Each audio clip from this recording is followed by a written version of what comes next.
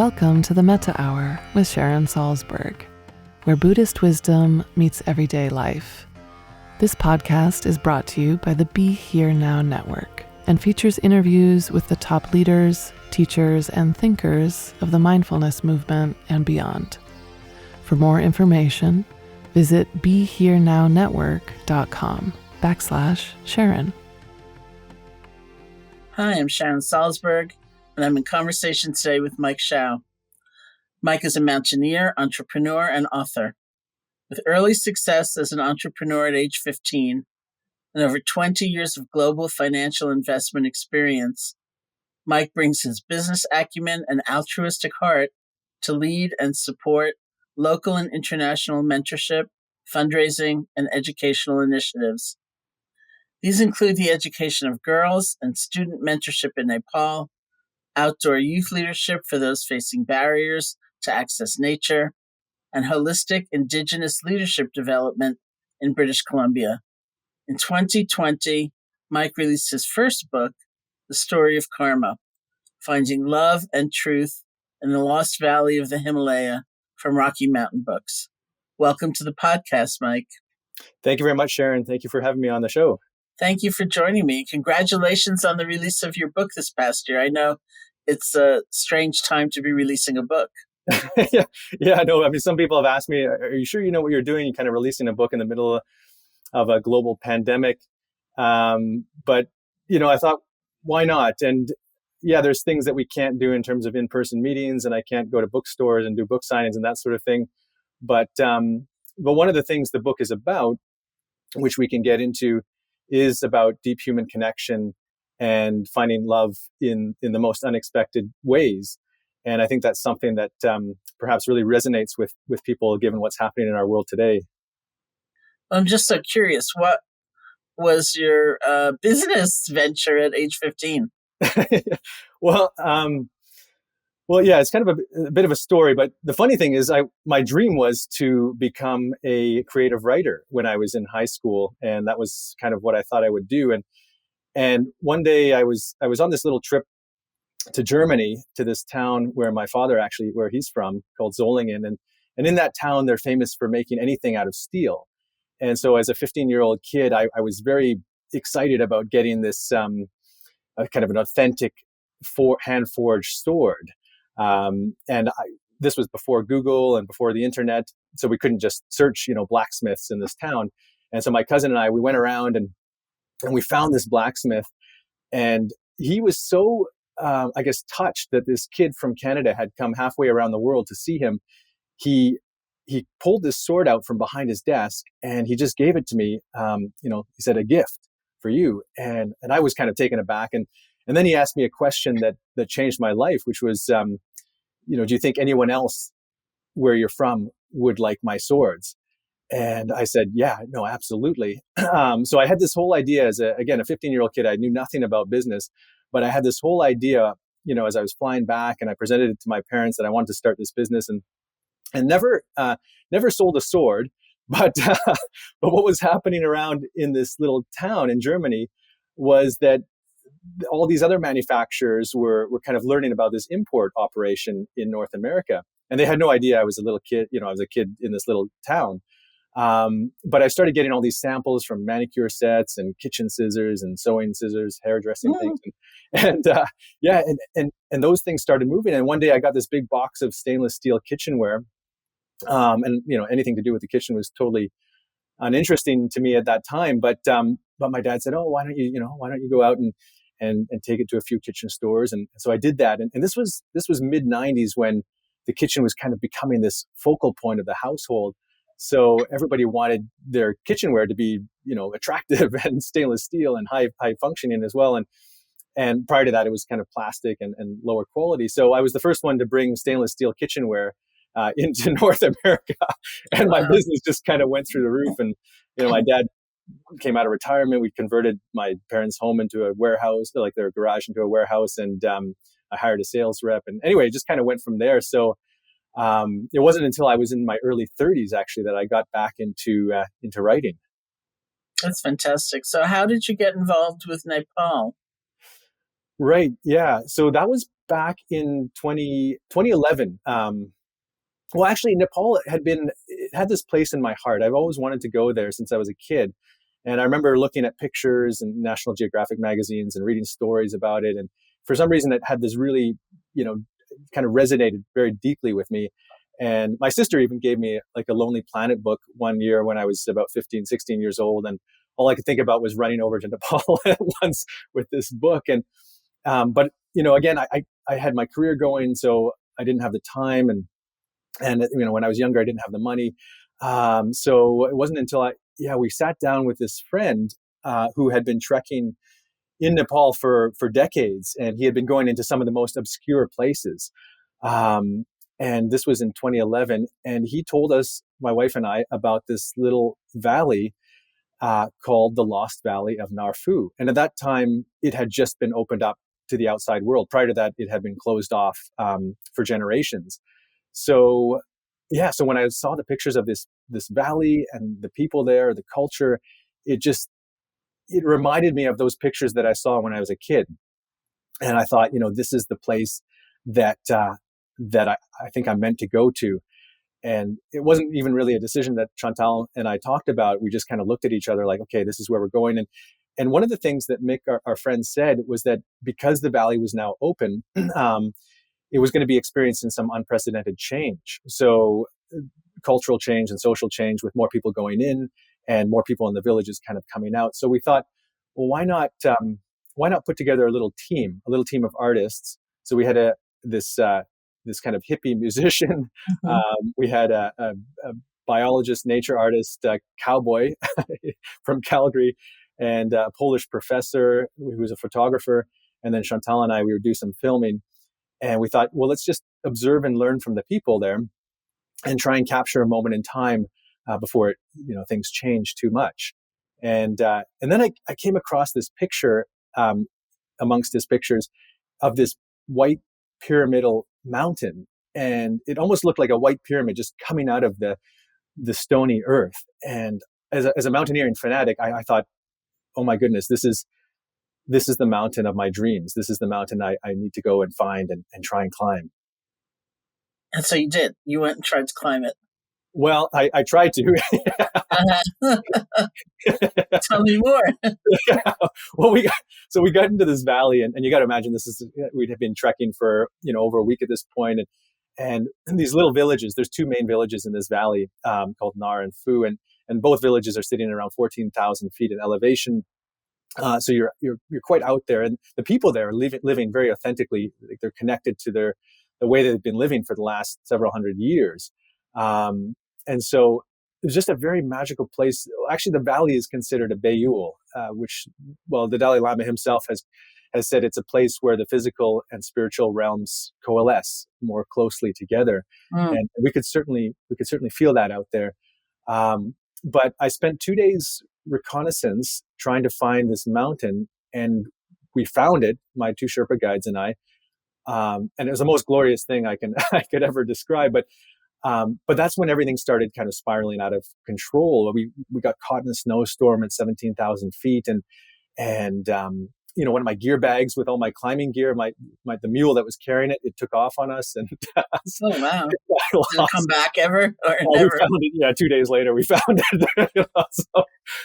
So all these things were happening, and it just kind of forced me to hunker down in this little village of Phu and start to question, why am I here in the Himalaya? Like, what does this journey mean to me? Kind of separating myself from the mountain, so to speak. The mountain, since I was a teenager, I was thinking about climbing there and dreaming of it, and it had kind of fused as it had become part of my identity, I guess. And so, having the time in the mountains to try and, separate that now, it's almost like, when we talk about the bardo, right? You kind of enter this place of transition, and part of you, is changed or no longer is relevant. And so I think that's kind of what happened. It's almost like part of me, that dream sort of died on the mountain, so to speak. And part of me was being reborn into something else. And I didn't know what at that point, but I realized later that the mountain was actually more of a guide for me. It was more of a beacon kind of calling me to that place,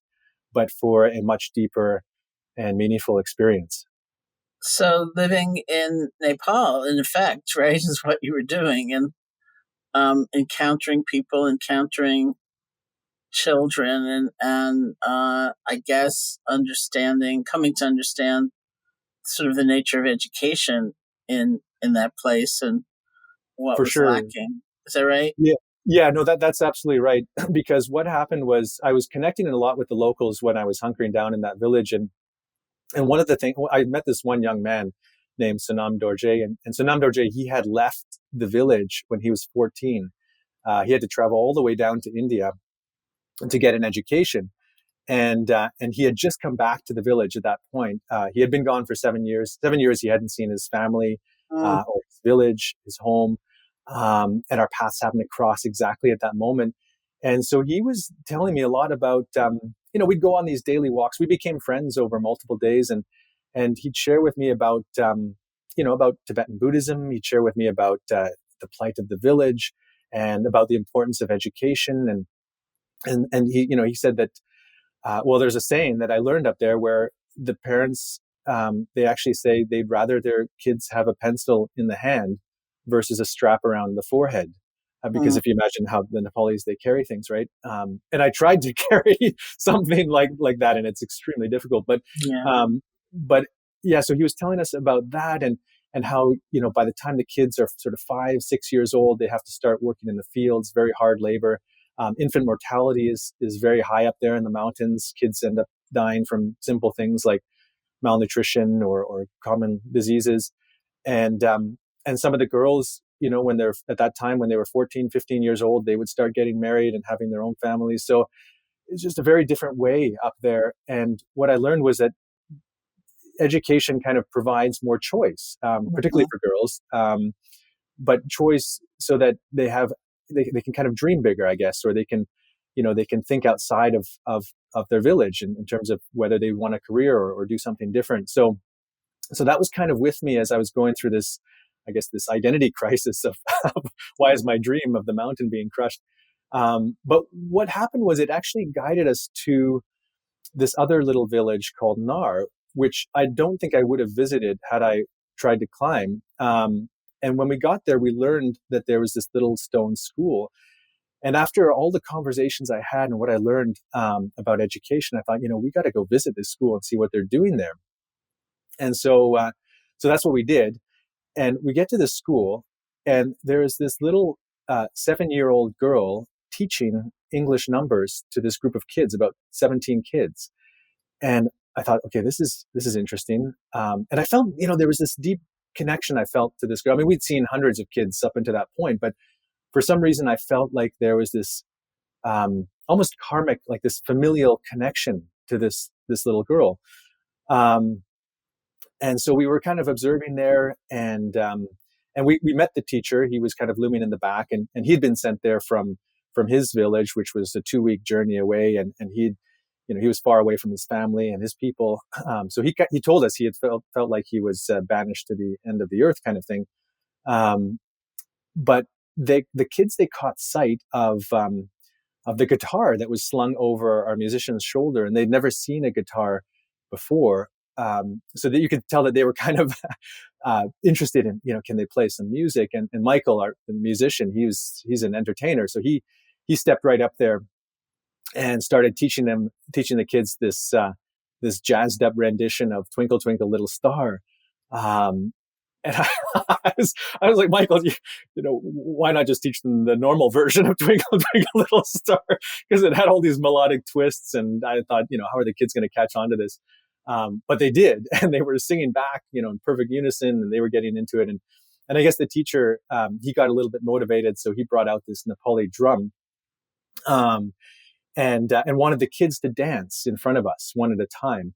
And he started with this little girl who had been teaching the numbers so confidently.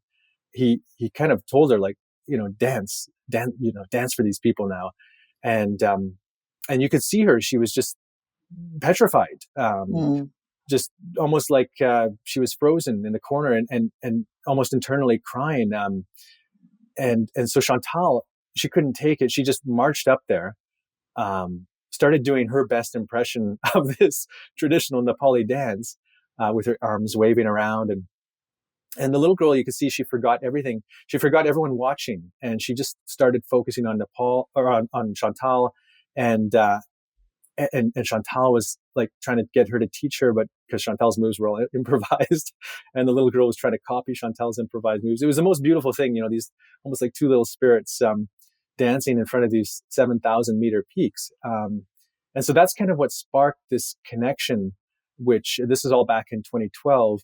And this connection that kind of changed my life, over the next 9 years. Chantal and I, we would go back to Nepal every 8 to 10 months and growing our relationship with the little girl's name we learned was Karma, and her little sister Pemba and their family. And we've become family over these years. And it's just been, it's just been the most beautiful experience of my life.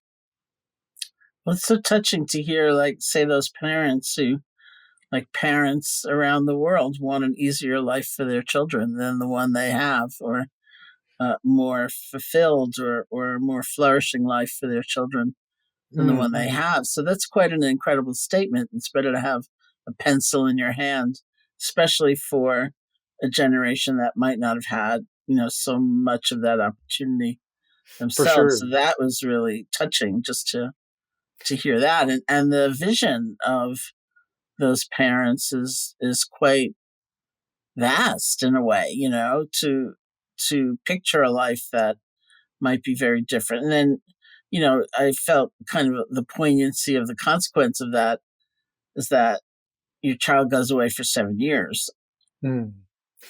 Yeah, no, and that was something that Chantal and I, we were questioning all the time, because they have a very rich culture in their village, and they're very proud about the village.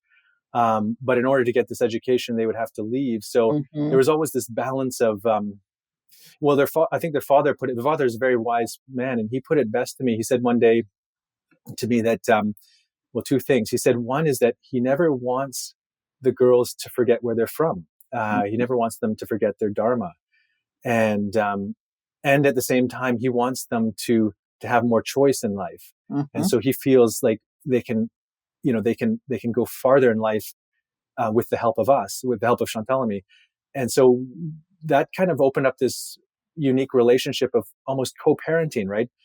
How do you help two little girls and work with their parents so that they don't lose sight of their values, their cultural values, and at the same time they're able to kind of have choice in this modern world, when the modern world is actually encroaching in their village as we speak as well. So that's kind of what we left the village with. We ended up having a conversation with the mother, because the father was actually, at that time, he was away with the yaks, but the mother was there, and we had a conversation in her home around this little dung-fueled stove. And actually, before she even got home, I remember Karma, she brought us in by the hand. She put out the little mats for us to sit on, and she got the fire going. She got the kettle, with the water for the tea, and all this while looking after her 3-year-old sister. And again, she was 7 at that time. And I was just like looking at this, wow, this is incredible.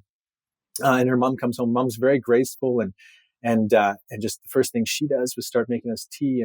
And so, so we had this very profound conversation all through broken translation, because they speak a very unique dialect up there. But they expressed again that the education is the most important thing for them. And so we thought, okay, well, let's try and work with the parents. We'll see what we can find. So Chantal and I, we left, and we didn't know, we knew that the school, again, according to their wishes, that it had to be something that was aligned with them culturally, because they're more actually Tibetan in the mountains there. Most of Nepal is Hindu, and they actually operate on a bit of a caste system as well. So if Karma was placed in any government school, for example, there could be rise for racial discrimination.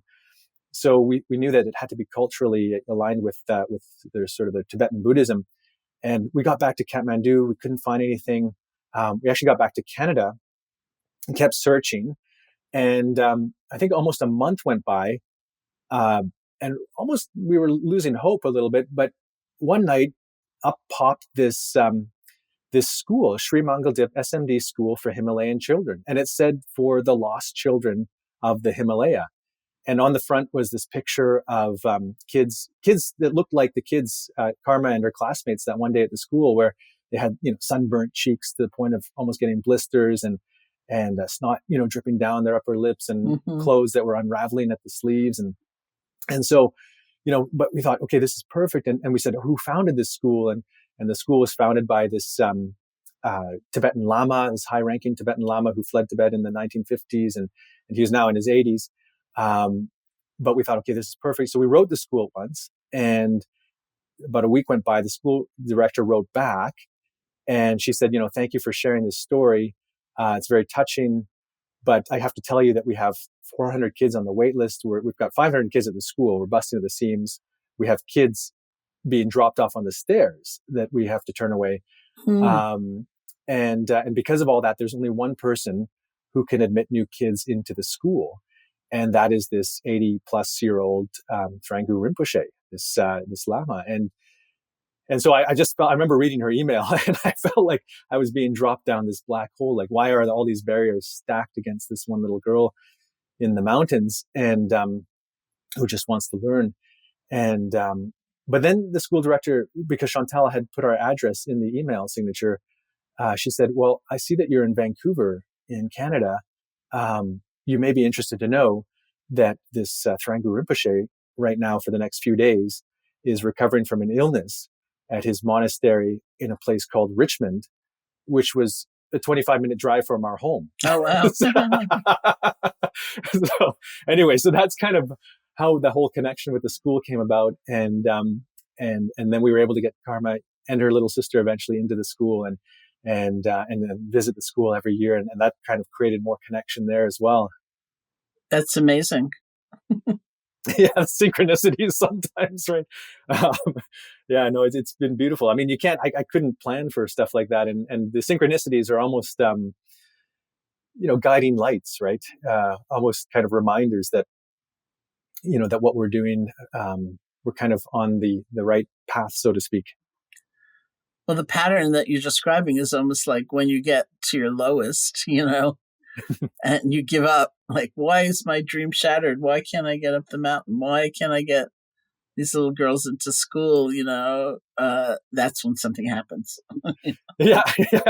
And kind of tapping into, more into the heart. I realized that, the whole journey of the mountain, like wanting to climb it, was more almost ego driven, right? Or more sort of driven from my mind. Whereas, starting to tune in more into the heart was when, these kind of invisible doorways started opening into a much deeper and meaningful way.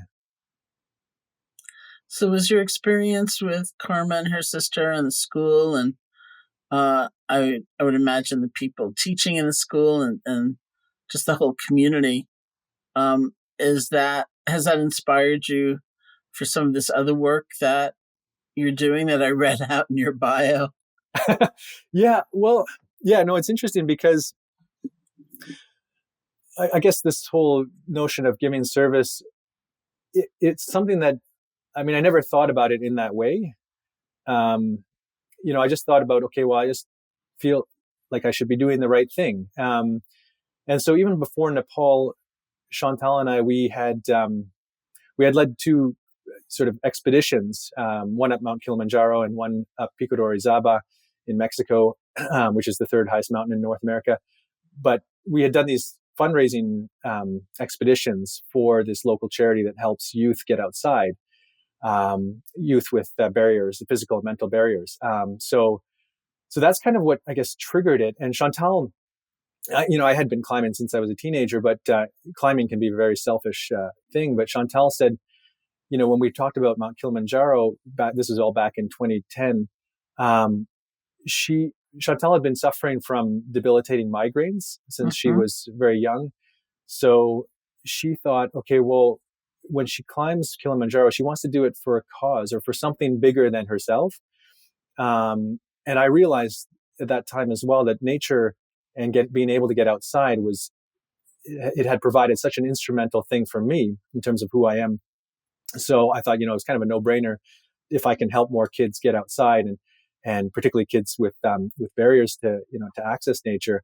That for me was kind of a no-brainer. So that's kind of what triggered the fundraising. But yeah, I guess when you start to climb from a very young age, I was fortunate enough to have this mentor, and being in the mountains. One of the things it taught me was that I'm a very tiny fragment of this entire picture around us, and so it helped me kind of get out of my own self, so to speak.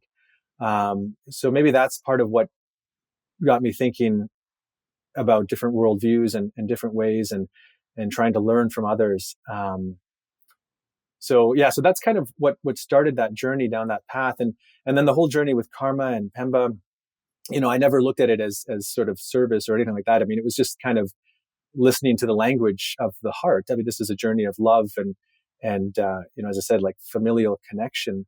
So, but with the school, Chantal and I, we've done a lot of work as well as a result of the connection with karma and Pemba, and again, it's just kind of been inspired by these two little girls from the middle of the mountains there. If we can help, why wouldn't we help, right?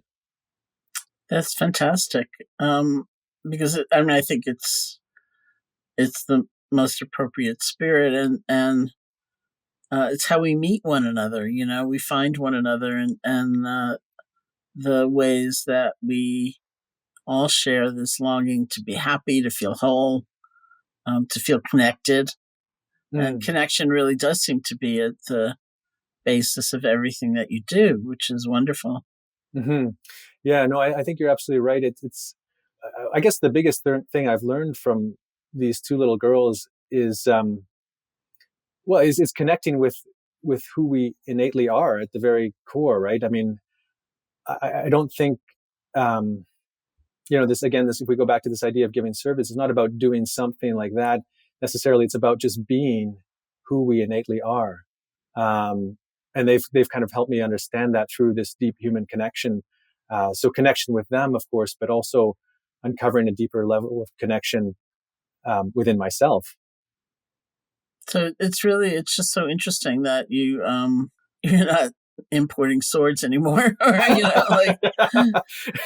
you went in a very different direction. Yeah. Maybe you could say something about the fulfillment that you find in, and I like, taking this away from the framework of service, which is also a beautiful thing, but can be very dualistic, to the sense of, sort of like finding people like you found these little girls, and one could easily feel a sense of estrangement. Their experience is very different than ours, perhaps on one level, and it's the most obvious level. And to sort of reach beyond those differences and to, as you say, having a familial sense is also, it's a moment of recognition, like, oh, we share so many things of the heart. We share the deeper things in life, even though on the surface our lives look totally different. Mm-hmm. Yeah, I think that's a very important point, particularly in the context of our world today. Because if I think about, I think there was a sequencing in it as well. Because if we had, for example, been parachuted into the middle of the village and seen karma there, we may not have responded in that way. So I think it was the whole sequencing of spending time in that valley, unraveling my own mind from that objective of climbing, kind of, having those conversations with the young man, Sonam Dorje, about the education. So all these things happened in a way that by the time we met karma, our hearts were kind of wide open.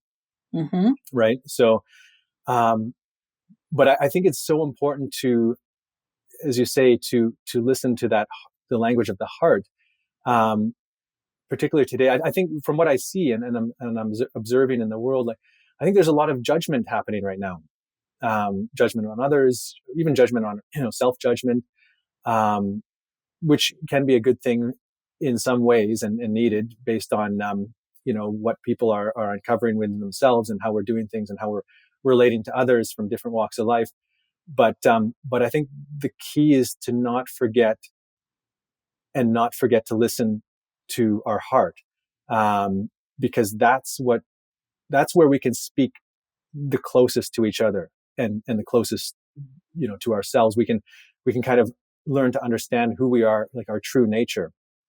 And so I think the more we tap into that, and the more we act on that and share stories of that, the more, the easier it can be for us to connect with each other on that level, and start to act in a way that is the source of of what motivates us, not from something in our mind. Do you ever feel like, I think one of the things that really dissuades people from moving to that place that you're describing, is the feeling that they can't do enough, like they can't like totally revitalize a valley, in Nepal, Yeah. or have every child that they so wish could get out in nature, be able to get out in nature. And so there's something about what you just said that makes me feel like, well, then, if we go to that place where this is like the language of the heart, we're meeting one another through the heart, we don't feel so discouraged, maybe, from just the sheer intensity and numbers of people who are really struggling. I think so, yeah, because it's easy to get wrapped up in that as well, and I've found myself, thinking that way at times. How can I help more kids, or how can I work with more families, or how can I help the school more? But it's funny, because I guess our mind tends to go there a lot of times with trying to measure impact, right? Mm-hmm. And obviously we can only do what we can do. But I think if we do the right things, even for you and I to have this conversation right now, who knows who's listening to it, and what they might do, and what kind of connection that might spark with them in the school, and sharing the story through the book. I've had people tell me that they've decided to donate to the school as a result of the story. And so you just don't know where things are going to lead. So I think part of it is just, again, coming back to that centeredness. And it's a practice, right? It is a practice. But coming back to that centeredness of, okay, what can I do? What can I do? And not really worrying about taking on the whole, the whole picture, right? Just sort of coming to terms with, okay, if I can do what I do, maybe that will, create a bit of a ripple out there, which will spark other connections, and who knows where those will lead. It's impossible to know where all this stuff will end up, but I think if we're just doing and trusting in ourselves and with the heart again, I think that's the most important thing we can do. Well, I think especially when you're talking about children and education. Like I was once teaching somewhere in a foundation, and they put me in a room where I was facing a wall, which had written in big letters, if you can't measure it, it didn't happen. And Wow. I brought that up as I was speaking, and I said, I understand that from the point of view of a philanthropy or a foundation. You're giving money. You want to be sure it's, to the extent you can, be sure it's not just being spent frivolously or it's being totally wasted. I said, but on the other hand, we enter a realm where there's so much unknown. And the example I used was, I said, what if you educate a child and you don't see the results for 20 years? Do you spend 20 years thinking, well, that was a waste, or like, it seems a little fixed, and rigid to have only that one sense of fulfillment, like. Right. Yeah, no. And I think exactly that's it. Any parent, right, who has their child, they're not thinking about every action that they're doing, and how that's gonna how to maximize impact out of that. Right. They're just trying to do the best they can for their child, hopefully. So, and I think that, you're right. Sometimes we do need to measure impact, obviously. And, me coming from the business world and stuff like that, that's what we do a lot of times. But I think it's important to not apply that to every aspect of our life, like not have that be the overarching compass in Mm-hmm. our lives and how we make decisions. So when did you decide to try to write a book? Well, I mean, it's funny going back to the beginning of our conversation, because as I mentioned, it was my dream to become a writer. Yeah. When I was in high school, and sometimes my teacher would read my stuff in front of the class, and he would often, my grade 12 teacher would often encourage me to submit my work for publication, and which I never did. But I had this idea that I was going to become this creative writer. So I went into university with that dream. And I remember the very first assignment I had from university was this essay in English class to write about a beautiful place in nature that has impacted you. And I thought, wow, this is like the perfect assignment for me. This is the assignment of my dreams. And so I poured my heart into it, and I wrote what I thought was the best piece of writing I'd ever. I looked over it 2-3 times and submitted it, got it back, and I the first thing I saw was this weird kind of scripture. I didn't know what it was. I'm like, what is that? And it was an F. I had never received a fail on anything before, let alone writing. And so that was basically the beginning of the end of my dream of taking creative writing in university.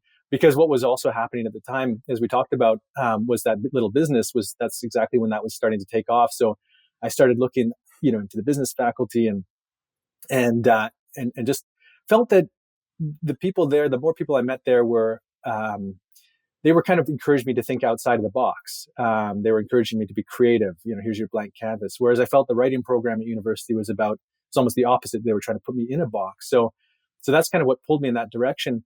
But then coming back in my early 30s, when we were in Nepal, I started journaling on this, as we were on this trek out there in the mountains.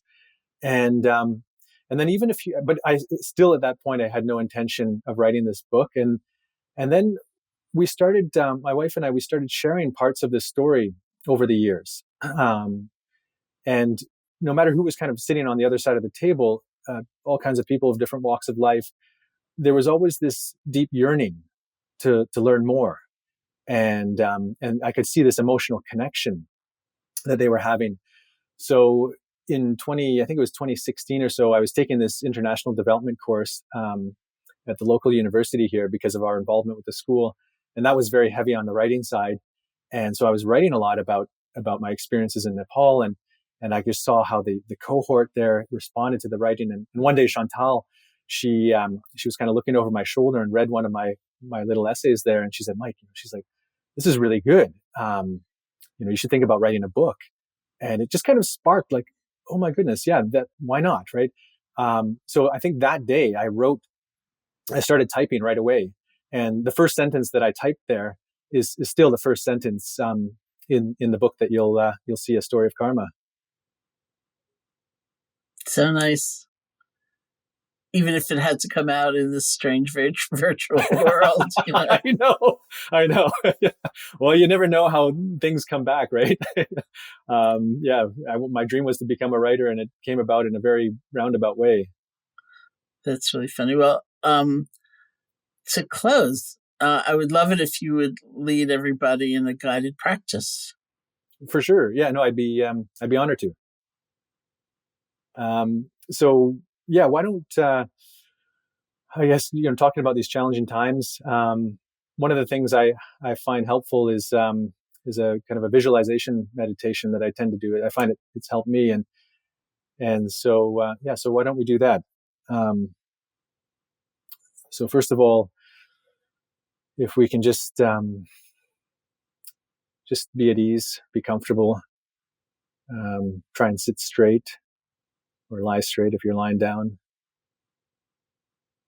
Let's take a couple cleansing breaths. So deep breath in and breath out. Take another one in. And just let it go.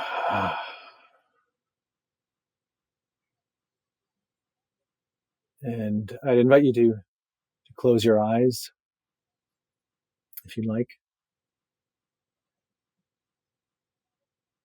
What I'd like you to do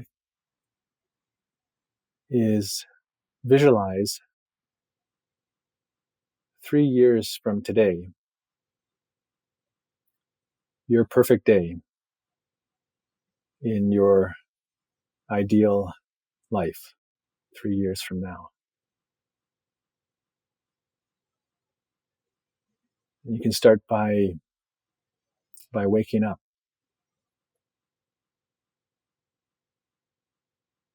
Where are you? What does it look like when you open your eyes? What does the room look like? Are you in a room?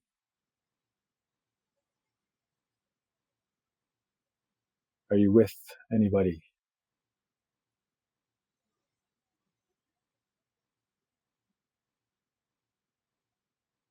What are you thinking about as you think about your day ahead?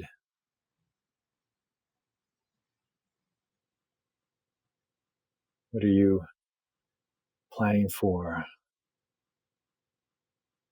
What kind of things are you working on?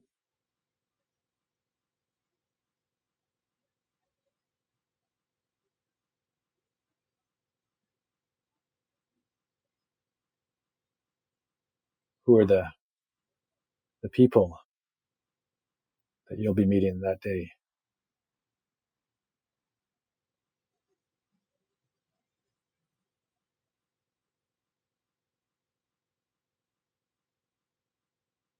And you just carry on through that day, just letting the thoughts soak into you.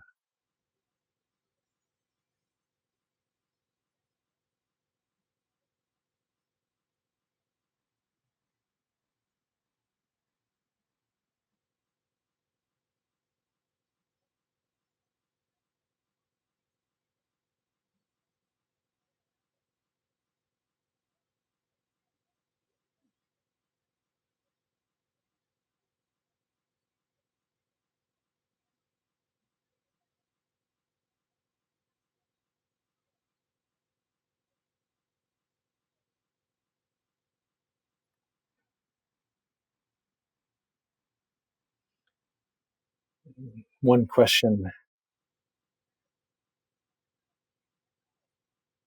is, what would your future self that day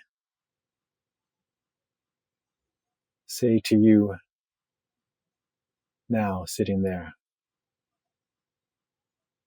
What advice would your future self say to you now?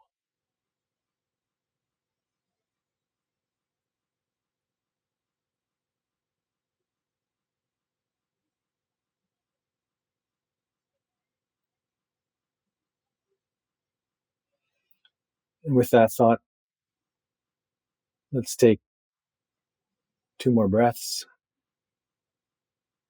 So breathe in, breathe out.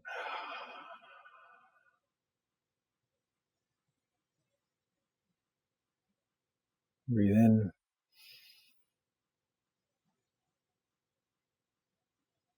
breathe out.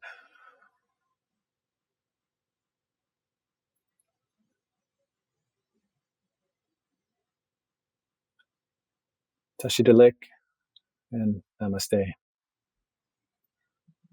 Thank you so much for that. And thank you so much for joining me. It was really inspiring to hear your story. And even apart from that, I feel like you brought me to Nepal, or you brought Nepal to me, which was really very nice. Oh, that's beautiful. Thank you so much. And yeah, thank you for having me here. I'm deeply honored to be here today with you. Well, thank you. So thanks to all our listeners out there. And to learn more about Mike's work, you can visit his website, which I'm going to say and then spell because they're not obviously connected, the way you pronounce it and the way you spell it.